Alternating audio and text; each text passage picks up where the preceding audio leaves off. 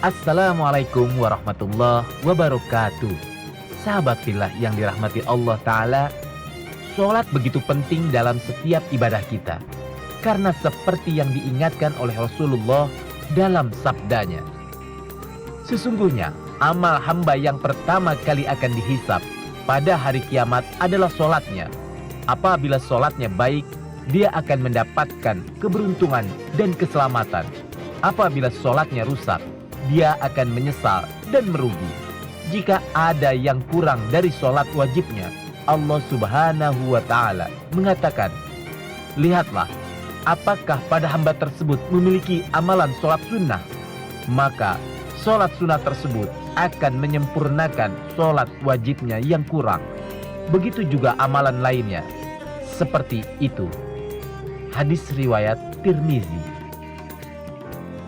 Sholat merupakan tiang atau pondasi agama, hingga siapa yang mendirikan sholat sama dengan menegakkan agama. Sholat merupakan media bagi kita untuk berkomunikasi dan berhubungan langsung dengan Allah Subhanahu wa Ta'ala.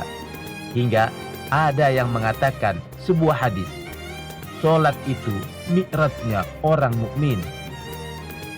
Ungkapan ini sebenarnya bukan hadis, tapi merupakan kata-kata hikmah untuk menjelaskan kedudukan ibadah sholat yang begitu tinggi dalam agama Islam. Secara bahasa, kata sholat berarti doa. Tetapi ada juga yang memahami akar kata sholat dari silah, artinya hubungan. Karena pada hakikatnya, sholat adalah satu hubungan vertikal antara hamba dengan Tuhannya. Secara istilah, sholat adalah sebuah ibadah yang terdiri dari beberapa perkataan dan perbuatan yang sudah ditentukan aturannya, dimulai dengan takbiratul ihram dan diakhiri dengan salam, sebagaimana yang diajarkan oleh Rasulullah Sallallahu Alaihi Wasallam. Sholatlah kalian sebagaimana kalian melihat aku sholat. Hadis riwayat Bukhari Muslim. Dengan demikian, dasar pelaksanaan sholat adalah sholat yang sudah dicontohkan Nabi Muhammad Sallallahu Alaihi Wasallam, mulai bacaan hingga berbagai gerakan di dalamnya, sehingga tidak ada modifikasi atau inovasi dalam praktek sholat.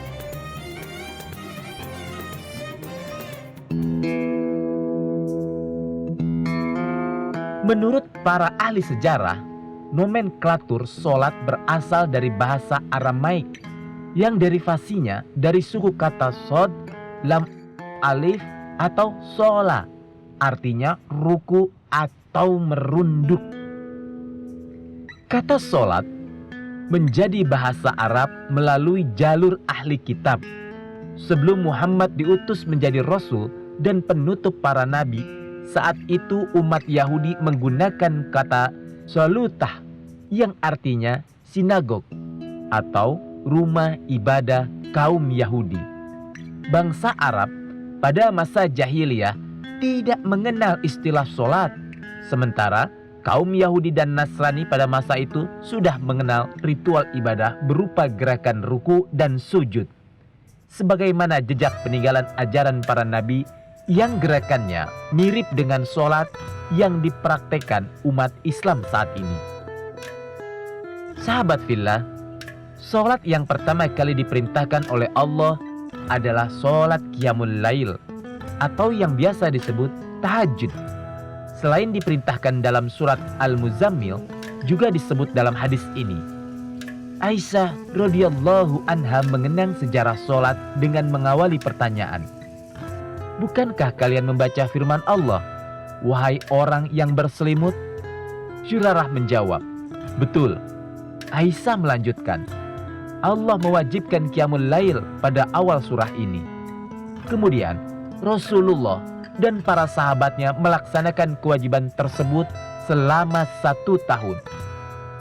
Allah memegang teguh akhir ayat ini di langit selama 12 bulan, sampai pada akhirnya turunlah keringanan pada akhir surah ini. Setelah itu qiyamul lail yang sebelumnya merupakan kewajiban berubah menjadi sunnah. Hikmah diwajibkannya sholat malam merupakan metode pengembangan mental bagi Rasulullah dan para sahabatnya agar terbiasa dalam perjuangan dakwah yang keras ini. Dalam berbagai hadis, Rasulullah menegaskan keutamaan sholat malam setelah sholat fardu. Dia akan menjadi giat dengan jiwa yang baik dan mendapatkan kebaikan. Atau dalam hadis lain, dia akan menjadi segar dan jiwa yang bersih. Hadis riwayat Bukhari Muslim.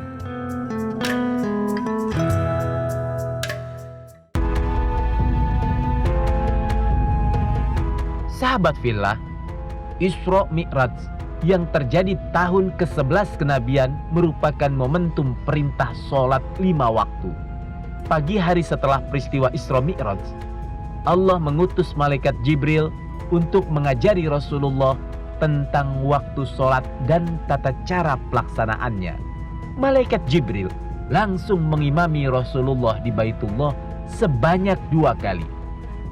Malaikat Jibril mengajarkan sholat zuhur pada kali pertama ketika matahari tergelincir, yang karenanya disebut sholat al-ula atau yang awal. Jibril kala itu memerintahkan kepada Rasulullah agar sholat ditegakkan dan dikumandangkan kepada manusia. As-sholatu jami'ah. Para sahabat pun berkumpul. Malaikat Jibril mengimami Rasulullah, sementara Rasulullah mengimami para sahabat. Begitu pula pada sholat selanjutnya. Pada saat itu, sholat jamaah belum ditentukan dan baru diisyaratkan setelah hijrah ke Madinah.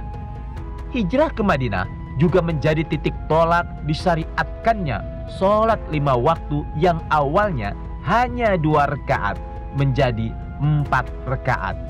Seperti yang dikisahkan Ummul Mukminin Aisyah radhiyallahu anha. Sholat telah ditetapkan 2 rakaat. Kemudian Nabi hijrah dan sholat tersebut ditetapkan menjadi 4 rakaat. Sedangkan sholat ketika dalam safar tetap seperti semula, kecuali sholat maghrib karena merupakan sholat witir pada siang hari. Setelah sholat subuh karena bacaan di dalamnya cukup panjang.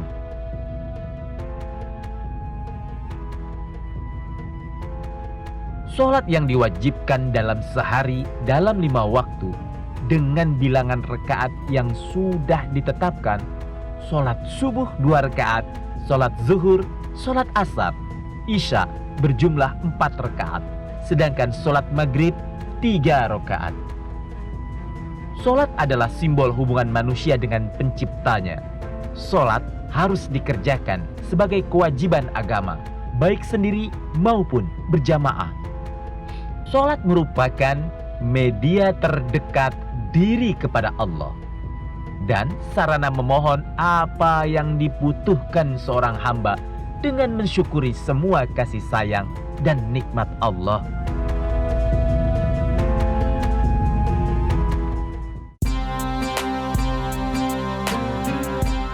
Di dalam sholat terdapat 2 unsur.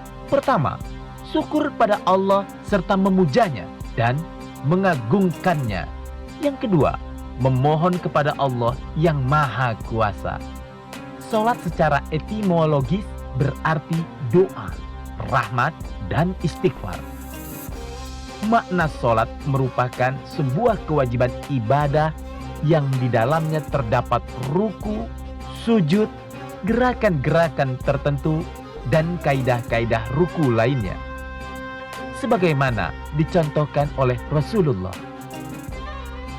Setelah perintah untuk memelihara sholat 5 waktu dalam surat Al-Baqarah ayat 238, Allah Ta'ala juga menekankan untuk menjaga sholat wusta. Apa yang dimaksud al-wusta itu? Para ulama berbeda pendapat. Yang dimaksud sholat wusta, ada yang mengatakan bahwa sholat wusta itu adalah sholat subuh, seperti pendapat Imam Malik Ada juga yang mengatakan bahwa sholat wusta adalah sholat zuhur. Imam Ahmad meriwayatkan dari Zaid bin Sabit yang menceritakan bahwa Rasulullah pernah mengerjakan sholat zuhur pada tengah hari setelah matahari tergelincir. Beliau belum pernah mengerjakan satu sholat yang sangat ditentukan untuk para sahabat. Lalu turunlah ayat 238 ini. Menurut pendapat lain, bahwa sholat wusta adalah sholat asar. Ini pendapat mayoritas para ulama. Imam Ahmad meriwayatkan dari Ali bin Abi Thalib radhiyallahu anhu. Ia berkata, Rasulullah pernah bersabda pada peristiwa Ahzab, mereka, orang-orang kafir, telah menyibukkan kami dari sholat wusta, yaitu sholat asar. Semoga Allah memenuhi hati dan rumah mereka dengan api. Kemudian beliau mengerjakannya di antara maghrib dan isya. Inilah perintah Allah untuk menjaga sholat, dan sholat wusta begitu diistimewakan. Dan apa alasannya? Ikutilah uraiannya dalam Ar-Rahman sesaat lagi.